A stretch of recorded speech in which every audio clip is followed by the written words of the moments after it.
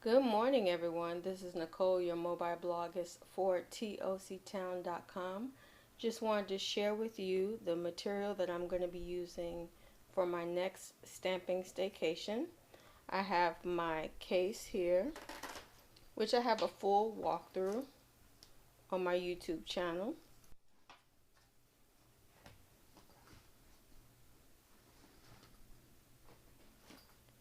And I have the stickers that I purchased from Costco. They came with my Happy Planner, and I still have a lot of stickers that I can use related to special events planning and, you know, using my planners in order to schedule out the next post that I need to be doing for TOCtown.com. And last but not least, I'm going to be using my Inkwell Press quarterlies, and I have a full video walkthrough on these, but what I decided to do was separate them out and see how many slots I had available. So let me show you an example. See, I already set it up. I whited out the date and I left the day so that I can plan the full week in advance.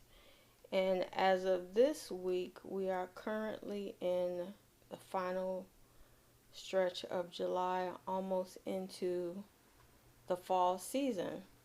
So what I'm going to do as a special event planner is share with you some of the tips, tools, and stamping staycation techniques that I use on this planner. So because the paper quality is really good, it won't soak through to the next page.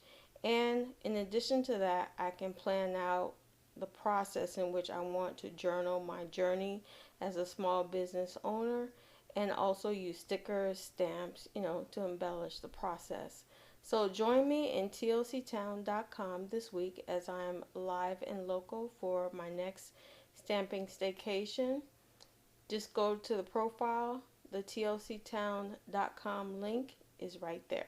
If you have any questions, of course, leave them in the comment section down below. Until we meet online or face to face, I'm Nicole, your mobile bloggist for TOCtown.com. Take care.